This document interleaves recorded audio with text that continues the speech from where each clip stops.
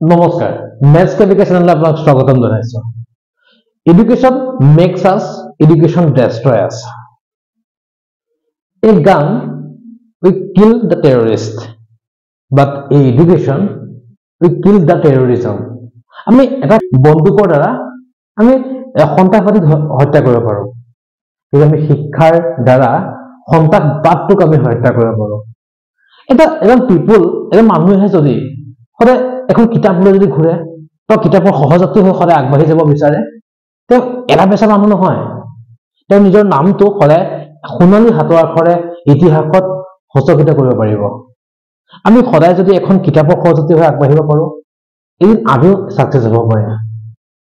হোমেন বৰগোহাঁই চাই গৈছিল যে এজন মানুহ যদি 60 বছৰ জীয়াই থাকে আৰু ডেইলি যদি 2 ঘণ্টা বা 3 ঘণ্টা যদি পঢ়ে তো জীৱনত মাত্ৰ 7000 কিতাপ পঢ়িব পাৰে কিন্তু আমাৰ হাতত ইমান কিতাপ আছে যে আমি তাৰ এখন যদি আমি লুটিয়াই চাব পাৰো দিনটোত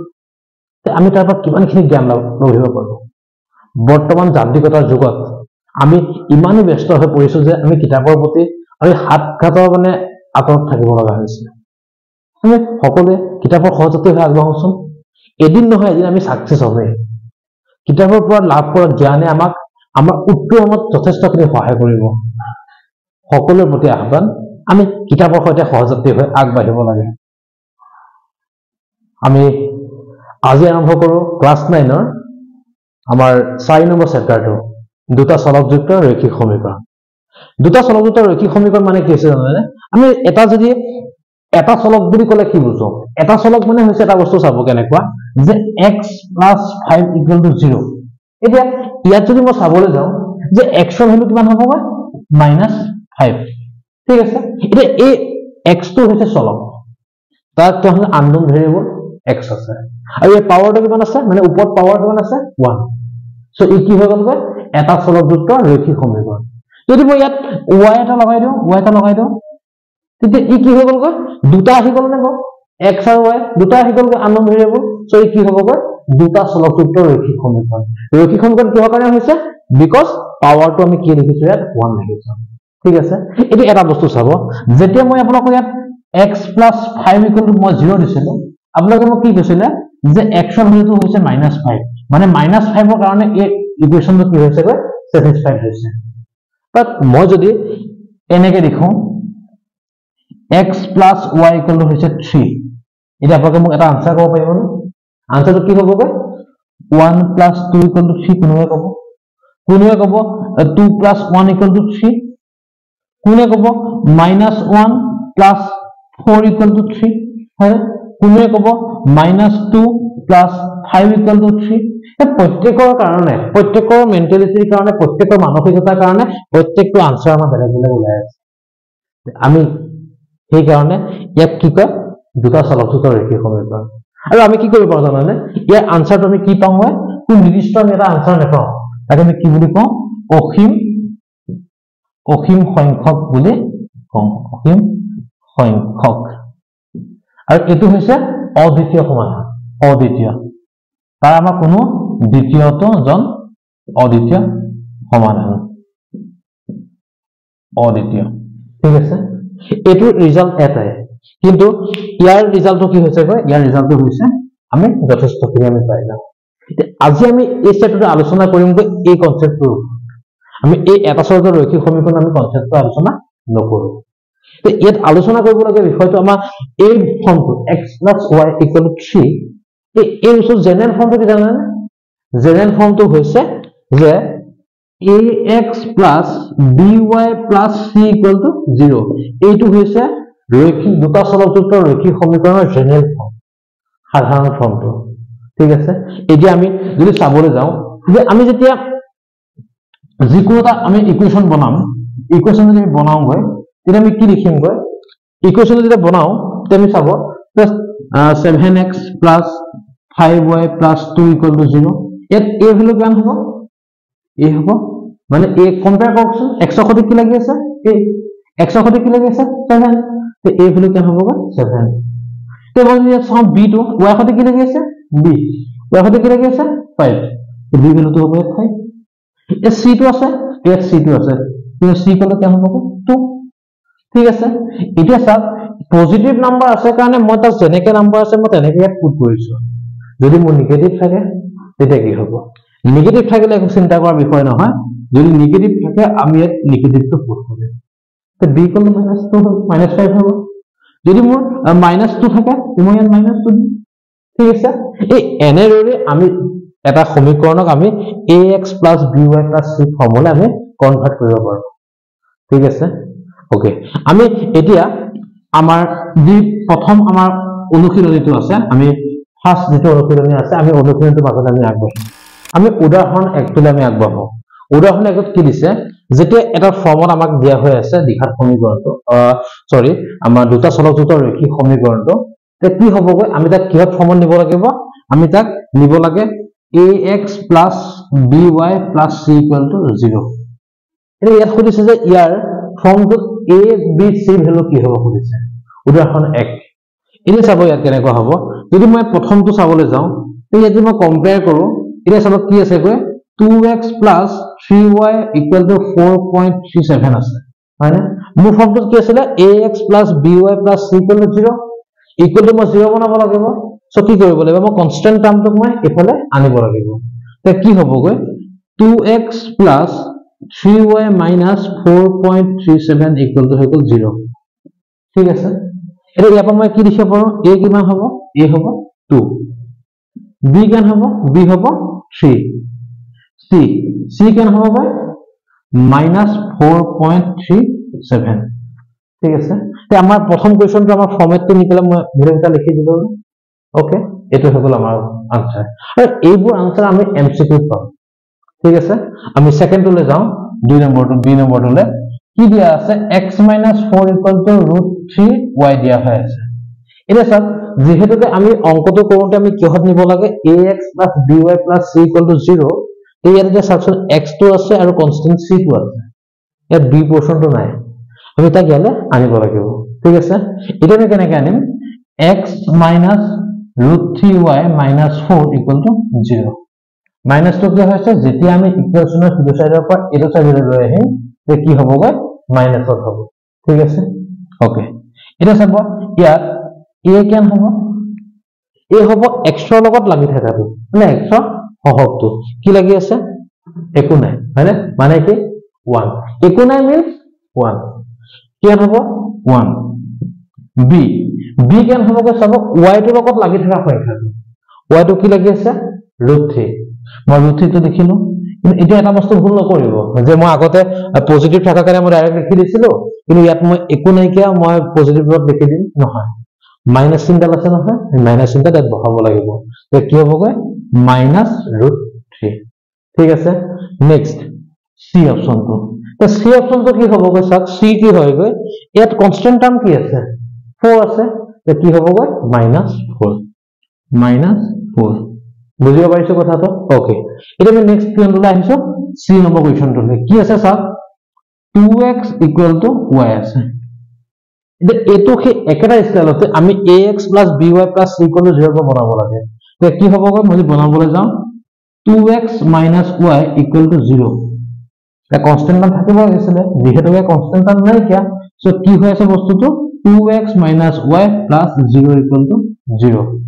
কোনোবাই এটা ইয়াতে ষ্টপ কৰিব পাৰে কোনো আমি এটো লিখিব পাৰো এটাকৈ কোনো কথা নাই কিয়া যে লিখিব লাগিব বা নিলিখিলেও হ'ব বুলি নিজৰ ইচ্ছামতে আমি কৰিব পাৰো ওকে এতিয়া আমি a বুলি ক'লে কি আহিব a হ'ব কোনটো x ৰ সহগটো কি আছে 2 ঠিক আছে এ b কেন হ'বগৈ y ৰ সহগটো কি আছে একো নাই মানে কি আছে 1 তে 1 ৰ আগত কি চিন আছে মাইনাস চিন আছে সো হ'ব কোনটো মাইনাস হ'ব ঠিক আছে তে c কেন হ'বগৈ c যেহেতুকে একো নাই মানে কি 0 অপশন এ হ'ব 0 ঠিক আছে আমি এটো আসলে উদাহৰণ 1 ৰ আনসাৰ আমি উদাহৰণ 2 টোলে আমি আগবঢ়াওচোন তো আপোনালোকে বুজিব চাগে নিশ্চয় পাৰিছে মই অনুভৱ কৰিব পাৰিছো যে বুজিব পাৰিছে ax + by + c = 0 এটো হৈছে এটা দুটা চলকযুক্ত ৰৈখিক সমীকৰণৰ সাধাৰণ ফৰ্মটো ইয়াত এটা বস্তু চাব a b আৰু c টো বিশেষকৈ c টো আমি নকওঁ বাও a আৰু b টো আমি বাস্তৱ সংখ্যা বুলি ক'ব পাৰো বা অখণ্ড সংখ্যা বুলি ক'ব পাৰো আমি যিকোনো এটা সংখ্যা আমি ইয়াত পুট কৰিব পাৰো কি এটা কথাটো কি যদি কিবা কাৰণত আমি আৰু এটা কথা a not equal to b not equal to 0 কব লাগিব বা b not equal to 0 কব লাগিব যদি কিবা কাৰণ এটা 0 হৈ যায় এই নহবগৈ হয়নে কথাটো ওকে আমি উদাহৰণ 2 টোলৈ আমি আগবাঢ়ো আমি উদাহৰণ 2 টোলৈ আগবাঢ়ো দুইটোত কি দিছে যে আমি x = -5 আছে y = 2 আছে আৰু 2x = 3 আছে 5y = 2 আছে এই সমীকৰণ দুটা সমীকৰণ চাৰিটা আমি কি কৰিব লাগে এটা দুটা চলকযুক্ত ৰৈখিক সমীকৰণ আমি কনভাৰ্ট কৰিব লাগে মানে কৰি নিব লাগিব আমি নিব লাগিব ax + by + c = 0 এই ফৰ্মটো আমি নিব লাগে তো সিম্পল বস্তুটো চাব কেনেকা যদি মই এই নম্বৰটো কৰিবলৈ যাওঁ x = কি আছে -5 আছে মই তাক এইফালে লৈ আহো x + 5 = 0 এতিয়া এই বস্তুটো কেনেকুৱা হ'ব চাওক যেহেতু ইয়াত y ভ্যালুটো নাই y টো নাই কিয়া সো মই কি কৰিম গৈ তাক ইয়াত কি হ'ব 1.x মানে x ৰ সৈতে 1 টো আছে প্লাস যেহেতু y টো নাছিলে মই কি লিখিম 0.y ঠিক আছে তে প্লাস কি হ'ব গৈ 5 ইকুৱেল টু কেন হ'ব গৈ 0 বুজিব পাৰিছে কথাটো হয়নে তে আমাৰ এটো ax + by + c হৈ গ'ল কথাটো ইয়াত আবার a ভ্যালু কিমান হ'ব গৈ a ভ্যালু হ'ব 1 b ভ্যালু হ'ব 0 c ভ্যালু হ'ব 5 বুজিব পাৰিছে কথাটো ঠিক আছে এটা যদি মই b নম্বৰটোলৈ চাও এত কি দি আছে b নম্বৰটো দিছে y = 2 দিছে হৈছে মই তাক এফালে লৈ আহো তে কি হ'ব গৈ y - 2 = 0 -2 = 0 এটা কি হ'ব চাব এটা x টো নাইকিয়া যেহেতুকে অখনি কি আছিল y টো নাছিলে মই কি দিছিল 0 দিছিল ইয়াত x টো নাইকিয়া সব কি দিব লাগিব 0 তে কি হ'ব গৈ 0.x + 1.y - 2 = 0 ইয়াত কি হ'ব গৈ এতিয়া a কিমান হ'ব 0 b হ'ব কিমান 1 c হ'ব কিমান -2 ঠিক আছে বুজিব পাৰিছে কথাটো ওকে এটা আমি c নম্বৰ কোৱেশ্চনটোলৈ আমি আগবাঢ়ো ইয়াত কি দিছে চাব c 2x = 3 কি হ'ব গৈ 2x - 3 = 0 তে এই বস্তুটো আগৰ নিচিনা কনসেপ্টত কি হ'ব গৈ 2x + 0.y - 3 = 0 তে হ'ব কি কি এতিয়া ইয়াত a ভ্যালু কেন হ'ব 2 b ভ্যালু কেন হ'ব 0 c ভ্যালু কেন হ'ব গৈ -3 বুজিব পাৰিছো ওকে এটো হ'ব গৈ আমাৰ আনসাৰ আমি যদি d নম্বৰ অপচন লৈ চাও d নম্বৰ কোৱেশ্চনটোলে তে কি হ'ব গৈ চাও 5y = 2 ঠিক আছে এতিয়া 5y - 2 = 0 হৈ গ'ল এটা কি হ'ব চাওকচোন 0.x + 5.y - 2 = 0 ইয়াত a কিমান হ'ব a হ'ব 0 b হ'ব 5 c হ'ব কিমান -2 ঠিক আছে তে এটোৱে হৈ গ'ল আমাৰ আনসাৰ উদাহৰণ দুইটো এটোৱে কৈছিলে যে ax + by + c ফৰ্মত নিব লাগে আৰু আমি নিবলে চেষ্টা কৰিলো এতিয়া আমি 4.1 অনুশীলনটোলৈ আমি আগবাঢ়ো আমি 4.1 টোলৈ আমি আগবাঢ়ো 4.1 অনুশীলন আমাক কি দিছে যে এক নম্বৰ কোৱেশ্চনটো কৈছে যে এখন টুকা বহিৰ দাম এটা কলমৰ দামৰ দুগুণ এই উক্তিটোৰ প্ৰকাশ হোৱাকৈ দুটা চলকযুক্ত ৰৈখিক সমীকৰণ গঠন কৰিব দিছে এতিয়া আমি প্ৰথম কথাটো কি হয় যে কলম আৰু বহি দুটা বেলেগ বস্তু আমি তাৰ দামটো আমি ধৰি ল'ব লাগিব ধৰি লম কি চাব এক নম্বৰটো কি কৈছো ধৰো কলমৰ দাম x টকা ঠিক আছে তাহলে কি লিখিম বহিৰ দাম কি হ'ব y টকা ঠিক আছে কলমৰ দামটো x টকা ধৰি ললো আৰু বহিৰ দামটো আমি কি কৰিলো y টকা ধৰিলো ইয়াত কৈছে কি যে এখন টকা বহিৰ দাম কলমৰ দামৰ দুগুণ বুলি কৈছে এখন টকা বহিৰ দাম কিমান টকা y টকা ঠিক আছে কলমৰ দামৰ দুগুণ বুলি কৈছে মানে কথাটো কেনেকুৱা হৈ গ'ল কলমৰ দামটো কিমান x কলমৰ দামৰ দুগুণ কোন দুগুণ ই দুগুণ ডাঙৰ কোন ই ডাঙৰ যে সব কথাটো কেনেকুৱা হ'ব মই ধৰিলো যে আপোনাৰ হাতত থকা 10 টকাৰ নোটটো দুগুণ মোৰ টকা আছে তে কি হ'ব মই দুগুণ কৰিব লাগিব তেতিয়া মোৰ তাত 20 টকা হ'ব হয়নে এতিয়া ইয়াত কি কৈছে যে বহিৰ দামটো কলমৰ দামৰ দুগুণ ই দুগুণ তো যদি মই ইকুৱেল কৰিব লগিয়া হয় তে কি হ'বগৈ মই ইয়াত 2 এটা মাল্টিপ্লাই কৰিব লাগিব কাৰণ দুগুণ বুলি কৈছে ইকুৱেল হৈ যাব ঠিক আছে তে আমাক কি হ'ব প্ৰশ্ন মতে ঠিক আছে y = কি হ'ব 2x হৈ গ'ল হয় না এতিয়া স্যার আমাক কোৱেশ্চন আমাক কি কৈছে এটা দুটা চলক দুটা ৰৈখিক সমীকৰণ বনাব দিছে আমি এটা ইকুৱেশ্যন আমি বনাই ললো সমীকৰণ এটা বনাই ললো যেতিয়া দুটা চলক দুটা ৰৈখিক সমীকৰণ আমাক কৈ দিছে সো মই কি কৰিম তাকে ফৰ্মটো কি কৰিম মই ax + by + c = 0 ফৰ্মুলা মই লৈ যাম এতিয়া চাব মই উল্টাকে লিখোচোন 2x = হৈ গ'ল y 2x + 2x - y = 0 তে এইটো হৈ গ'ল আমাৰ সমীকৰণ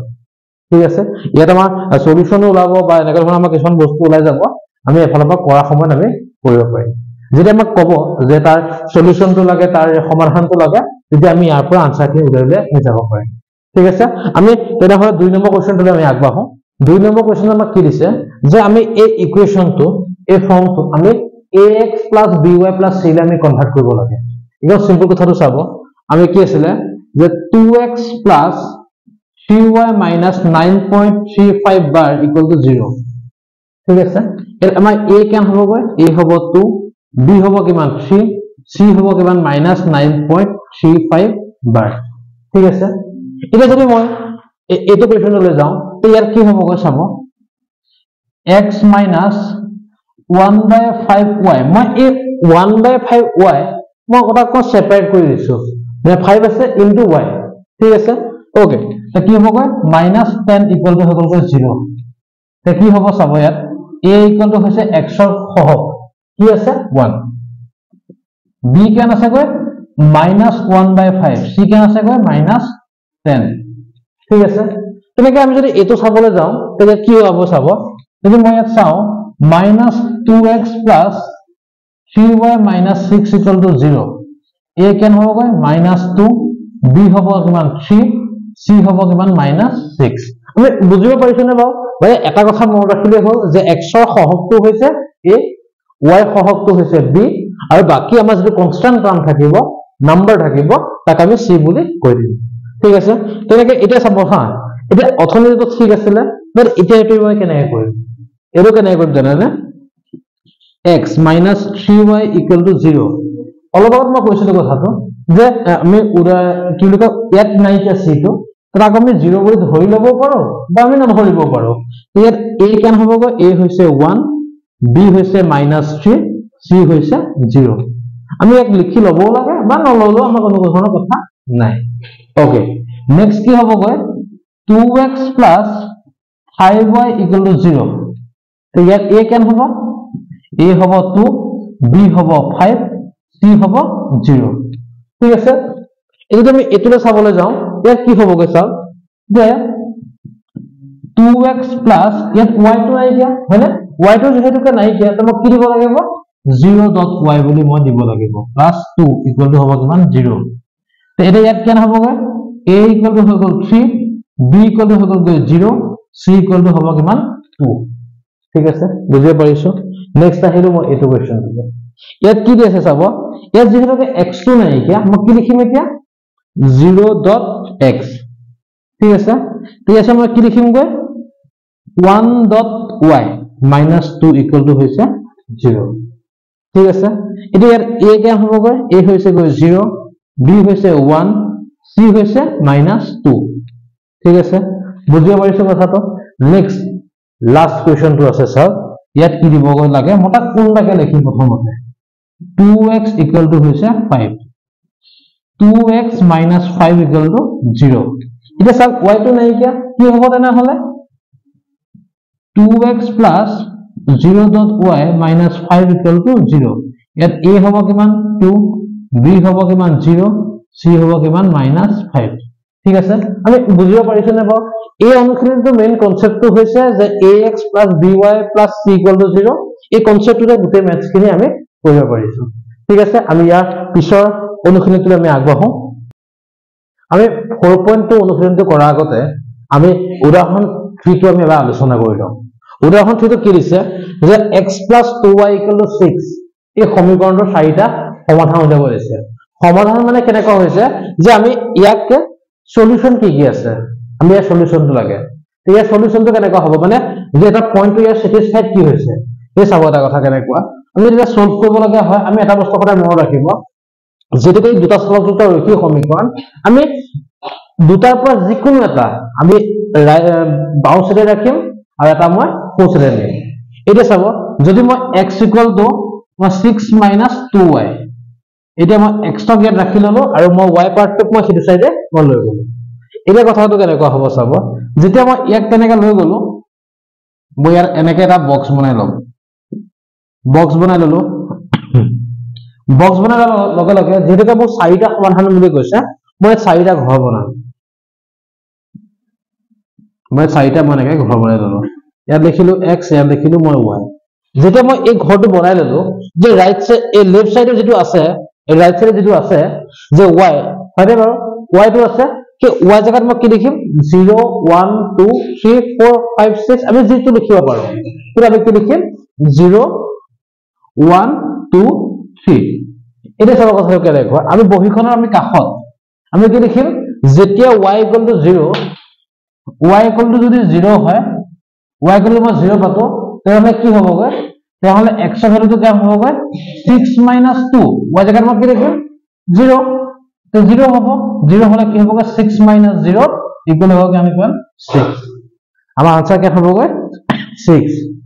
ঠিক আছে এতিয়া চাব y ভ্যালুটো কিমান আছে 1 আছে বা মই কি লিখিম কইবা y = 1 তে x ইকুয়াল কি হ'বগৈ 6 মাইনাস 2 বেগত মই কি লিখিম বা অপশন লিখিছিলো 0 এটা কি লিখিম কই 1 1 তে কি হ'বগৈ 6 মাইনাস 2 বুজিব পাৰিছো এই 6 মাইনাস 2 মানে কি হ'বগৈ 4 ইয়াৰ আনসার কি হ'বগৈ 4 হ'ব নেক্সট এটা যদি মই y = 2 এবাৰ মই কিমান দিম 2 দিম হয় বাৰু তে 2 যদি মই দিও তে x = কি হ'বগৈ 6 মাইনাস 2 কি হবে এটাতে এবাৰ অপশন 1 হৈছে কি হ'ব এবাৰ 2 হ'ব 2 তে কি হ'বগৈ 6 মাইনাস 4 হ'ব কিমান 2 বুজিব পাৰিছো হয়নে এটা আহিব কিমান 2 আহিব এবাৰ মই কি লিখিম গৈ 3 তে y ইকুয়াল যদি 3 হয় তে x = কি হ'বগৈ 6 মাইনাস 2 ইনটু 3 তে কি হ'বগৈ 6 মাইনাস 6 ইকুয়াল হ'ব কিমান 0 ঠিক আছে এটা কি হ'বগৈ চাকচোন আনসারটো হ'ব কিমান 0 এই সাইডে হৈ গল আমাৰ এই অংকটোৰ সমাধান সমাধানটো কেনেকৈ আমি লিখিব পাৰো আমি লিখিব লাগিব যে x + 2y = 6 সমীকৰণৰ কি হ'বগৈ চাৰিটা সমাধান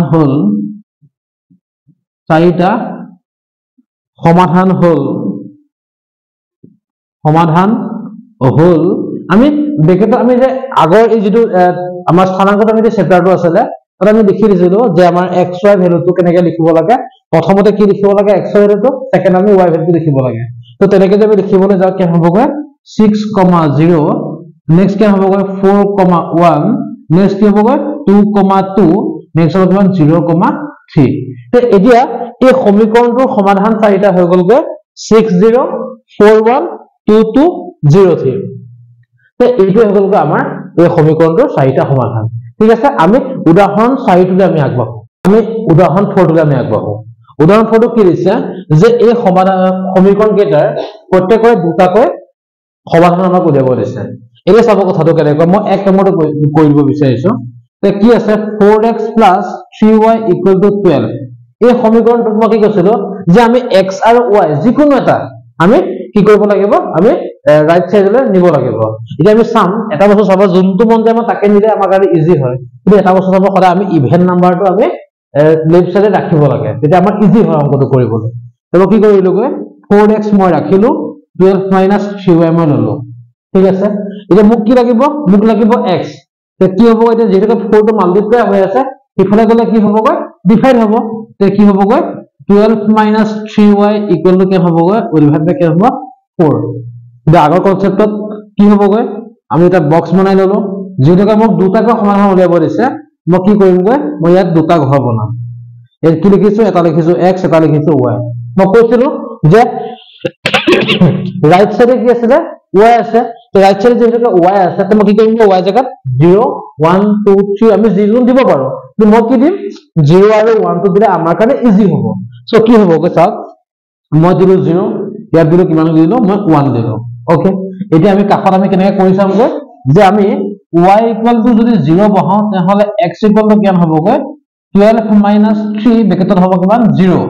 তে ডিভাইড বাই হৈ গল 4 তে কি হ'ব এতিয়া 12 minus 0 by 4 equal to কি হ'ব 12 by 4 equal to হ'ব কিমান 3 তে কি হ'বগৈ আনসাৰটো 3 বুজিব পাৰিছো যদি মই এবাৰ 1 বহাই চাওঁ যে y equal to মই এবাৰ 1 দিলো তে x equal to কিমান হ'বগৈ কিমান হ'ব এবাৰ মই সেই 0 জাগাত মই এবাৰ কি বহাম 1 বহাম তে কি হ'ব চাব 12 minus 3 ব্ৰেকেটত হ'ব 1 by 4 12 minus 3 by 4 কিমান হ'বগৈ 12 পৰা যদি 3 গুচি যায় কি হ'ব 9 হ'ব হয়নে 9 লিখি দিওঁ এনে হ'ব 4 যদি মই লিখি কওঁ 2 পইণ্ট কাৰণ 4 যদি আমি দুবাৰ হৰণ কৰিলে 8 হ'ব 1 থাকি যাব 1 থাকিলে কি হ'বগৈ 10 হ'ব আৰু 5 হ'ব মানে 2.25 2.25 তে আমাৰ সমাধান কিটা কি হ'বগৈ যে সমাধান কি হ'বগৈ 30 2.25, 1 তে এইটো হ'বগৈ আমাৰ ইয়াৰ আনসাৰ তেনেকৈ আমি কোৱেশ্চন নম্বৰ 2 কৰিব পাৰো কোৱেশ্চন আমি 3 টো আমি কৰিব পাৰো এটা সব কথাটো কাৰণ আমি যদি एग्जांपल আমি 2 টো আমি কৰিবলৈ আগবাঢ়ো তে কেনেকুৱা হ'ব তে 2 টো যদি মই কৰিবলৈ যাওঁ কি একেই কনসেপ্ট একেই স্টাইল আমি কি কৰিব লাগিব মই মা সত্যনে কাম এটা কৰিম মই এখন চব মুছো সৰু সৰু অকন জমান বস্তু মুছি পেলাই মই আপোনালোকৰ আগত কৰি দেখাই আছো এটা চাব কেনেকুৱা কি আছে 2x plus 5y equal to হৈ গল 0 এয়া কি হ'বগৈ মই আকৌ কৈছিলো অথনি যিকোনোটা মই নিব পাৰো বাট মই ইভেন নাম্বাৰটো ৰাখি থলে আমাৰ কাৰণে সুবিধা হয় তে কি হ'বগৈ চাব 2x মই ৰাখিলো minus 5y হ'ব হয়নে তে কি হ'বগৈ x equal to কি হ'বগৈ minus 5/2y ঠিক আছে এতিয়া মই আমাৰ ইটো পাৰ্টক আমি কাম কৰিম ইটো পাৰ্টৰ কামটো কেনেকৈ কৰি আছো চাব এতিয়া কথাটো কেনেকুৱা যেনেকৈ কি আছে y টো আছে মই কি লিখিম 0 আৰু 1 লিখিম 0 যদি মই বহাবলৈ যাওঁ তে কি হ'বগৈ -5/2 ইনটু কি হ'বগৈ 0 ঠিক আছে এতিয়া মাল্টিপ্লাই কৰি কি হ'বগৈ 0 হ'ব ঠিক আছে তে কি হ'বগৈ এটো হ'বগৈ আনসাৰটো আমাৰ 0 বুজিব পাৰিছো কথাটো ওকে অকল সৰ্টি লাগি আছে একো নাই আমি তেনেকৈ আমি ক্লাসটো কৰিব লাগিব একো অসুবিধা হ'ব নালাগে অকমান মাজে মাজে কাহ আহিবই বা সৰ্টি খুটখুটৰি হ'বই একো নাই তা নেক্সট আমি কি হ'বগৈ y ভ্যালুটা কিমান ধৰিম 1 হয়নে 1 যদি মই ধৰো তে কি হ'বগৈ x এর ভ্যালুটো হ'ব কিমান -5/2 ইয়াত হ'ব 1 তে কি হ'বগৈ -5/2 ইয়াত হ'বগৈ -5/2 মানে কি হ'বগৈ -2.5 -2.5 যেমন আনসার কি হ'বগৈ হ'ব এটা হৈ গল 0 0 এটা হৈছে -2.5 এটা হৈছে 1 তে এইটো হৈছে আমাৰ এই দ্বিতীয় নম্বৰ সমীকৰণটোৰ আমাৰ সমাধান ঠিক আছে আমি বুজিব পাৰিছো চাগে নিশ্চয় আৰু আমি 3 নম্বৰ কোৱেশ্চনটোলৈ আমি আগবাঢ়ো 3 নম্বৰ কোৱেশ্চনটো অকমান ইউনিক এটা আছে কি যে ইয়াত x নাই কিয়া যদি ইয়াত x টো নাথাকে তাহলে আমি কেনেকৈ সমাধান কৰিম ইয়াৰ আনসাৰটো আহি গলো